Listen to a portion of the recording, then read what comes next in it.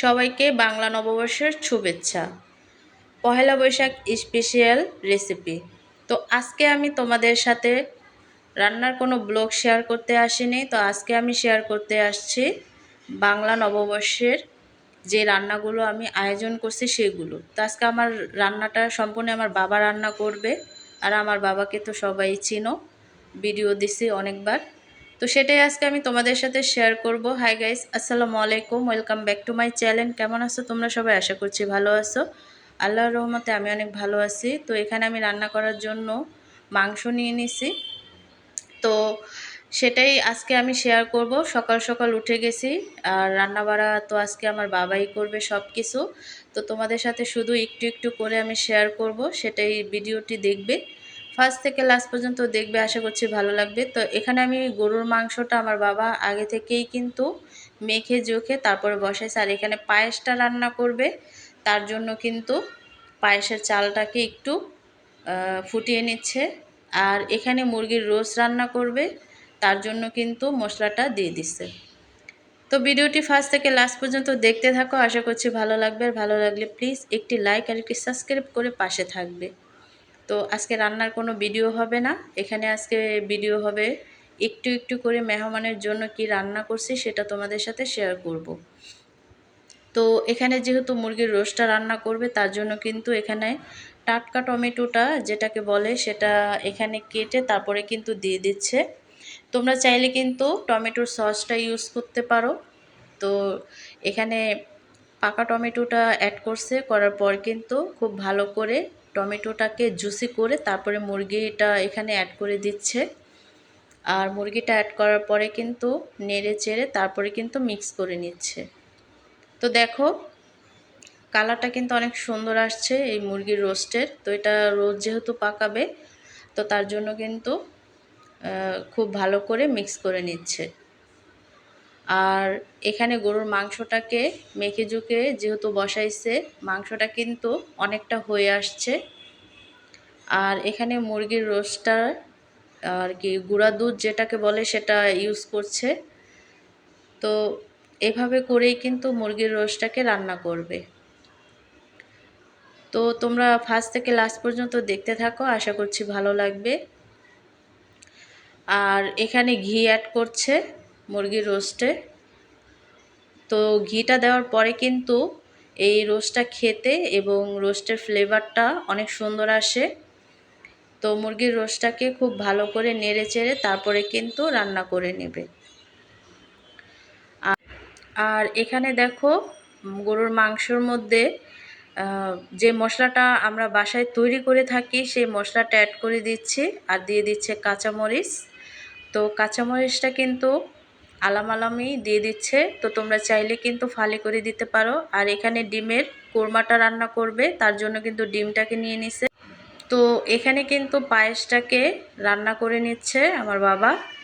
তো খুব ভালো করে পায়েসটাকে রান্না করার পর এখানে অ্যাড করে দিচ্ছি জাফরান। আর জাফরানটাকে কিন্তু আমার বাবা আগে থেকেই ভিজিয়ে রাখছিল। তো রাখার পরে কিন্তু জাফরানটাকে অ্যাড করে দিছে। আর এখানে দিয়ে দিচ্ছে ঘি। আর এই পায়েসের সবচেয়ে আসল মজাটাই হচ্ছে জাফরান। আর আমার জাফরানের ফ্লেভারটা অনেকটাই ভালো লাগে। তো জাফরানটা অ্যাড করে দেওয়ার পরে কিন্তু আর ঘিটা অনবরত নাড়তে হবে। তো নেড়ে চেড়ে কিন্তু তারপরে এই পায়েসটাকে রান্না করে নেবে। তো দেখো পায়েসটা কিন্তু অলরেডি রান্না করা হয়ে গেছে আর ঠান্ডা করে নিছে। তো ঠান্ডা করে নেওয়ার পরে কিন্তু যেই বাটিগুলো থাকে আর কি, কাপ বাটি, সেইগুলোতে আমার বাবা এই পায়েসগুলোকে ঢেলে নিচ্ছে। তো দেখো অনেকটা সুন্দর করে কালার অ্যাড করছে। আর আরেকটা কালার অ্যাড করছে, দেখো এখানে একেবারে কাঁচা আমের মতো একটা কালার। আর এখানে দেখো কিছু লাল কালার অ্যাড করছে। তো দিয়ে তারপরে পরিবেশন করে নিচ্ছে। তো দেখতেই পাচ্ছ কতটা সুন্দরভাবে কিন্তু এই পায়েসগুলোকে আমার বাবা অনেক সুন্দর করে ডেকোরেশন করে নিচ্ছে। তো পরিবেশন করে নিচ্ছে। তো এভাবে করে কিন্তু তোমরা ঘরোয়াভাবে এই পায়েসগুলোকে পরিবেশন করে নিতে পারো। তো এই পায়েসগুলো কিন্তু খেতে অনেকটাই টেস্টি হয়, যেহেতু আমার বাবা বিয়েবাড়ির রান্না বাড়া করে, তো ঘরোয়াভাবে কিন্তু এই বিয়েবাড়ির আয়োজনটাই করা হয়েছে। তো দেখতেই পাচ্ছ কতগুলো বাটি এখানে সাজানো হয়েছে। তো এভাবে করে কিন্তু তোমরা কালারিং করে তারপরে এই পায়েসটা রান্না করতে পারো। তো পরে কিন্তু কালারটা দিয়ে দিতে পারো। আর এখানে উপর দিয়ে কিছু মাওয়া অ্যাড করে দিচ্ছে। আর এই সব জিনিসগুলোই যদি অ্যাড করা হয় তাহলে কিন্তু এই পায়েসটা খেতে খুবই ভালো লাগে। তো তোমরাও কিন্তু হাতের কাছে যদি এগুলো না থাকে তাহলে স্কিপ করতে পারো, কোনো ব্যাপার না। তো আমরা অ্যাড করছি যাতে একটু ভালো লাগে, তার জন্য কিন্তু অ্যাড করে দিচ্ছি।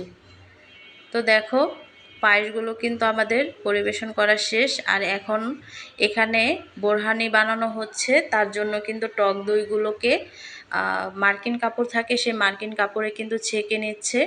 তো তোমরা তো সবাই জানো বোরহানিটা কিভাবে বানানো হয়। তো এখানে টক দই দিয়ে তারপরে কিন্তু এই মার্কিন কাপড়ে ছেঁকে নেবে। তো এই সম্পূর্ণ রান্নাবাড়া কিন্তু আমার বাবাই করছে। আর আমার বাবার অলরেডি আমার চ্যানেলে ভিডিও দেওয়া আছে, তো তার ভিডিও তো সবাই দেখছো, কম বেশি সবাই চিনো। তো আমার বাবাই কিন্তু এই রান্নাবাড়াগুলো সবগুলো করছে। তো এই বোরহানিটাও তৈরি করে নিচ্ছে আমার বাবা। আর কিভাবে তৈরি করছে সেটা ফার্স্ট থেকে লাস্ট পর্যন্ত দেখতে পারবে। তো এখানে বোরহানির জন্য একটা মিক্স তৈরি করে নিছে, আর কি একটা ডো তৈরি করে নিছে। তো সেখানে আছে বোম্বাই মরিচ এবং পুদিনা পাতা, ধনিয়া পাতা, বিট লবণ এবং কাঁচামরিচ। তো সবগুলো দিয়ে তারপরে স্বাদ মতো লবণ দিয়ে কিন্তু এখানে ব্লেন্ড করে নিছে। আর ব্লেন্ড করে নেওয়ার পরে কিন্তু বাকি যেই উপকরণগুলো আছে সেগুলোকে দিয়ে তারপরে কিন্তু এই মিশ্রণটি তৈরি করে নিছে। তো দেখো মিশ্রণটি তৈরি করার পরে এখানে পানি দিয়ে তারপরে কিন্তু মিশ্রণটিকে পাতলা করে এই বোরহানির মধ্যে দিয়ে দিছে। আর এই সম্পূর্ণটাই কিন্তু ছেঁকে দিতে হবে। তো দেখো ছেঁকে তারপরে কিন্তু এই বোরহানির মধ্যে অ্যাড করছে, করার পরে দেখো এই মিশ্রণটি দেওয়ার পরে কিন্তু বোরহানির যেই দইটা আছে সেই দইটাকে অনবরত খুব ভালো করে মিক্স করে নিতে হয়।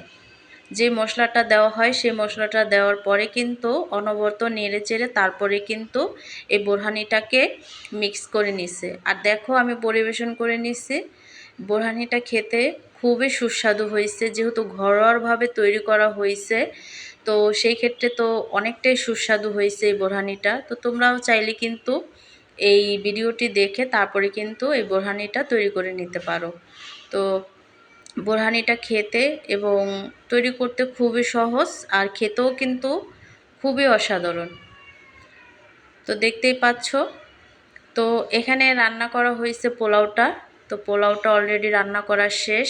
সম্পূর্ণ পোলাও ফার্স্ট থেকে লাস্ট পর্যন্ত ভিডিওটা আমি দেখাইনি, অনেকটা বড় হয়ে যাবে ভিডিওটা, তার জন্য কিন্তু আমি লাস্টের থেকেই দেখাইছি। তো পোলাওটা অলরেডি রান্না করা হয়ে গেছে আর দমে ছিল।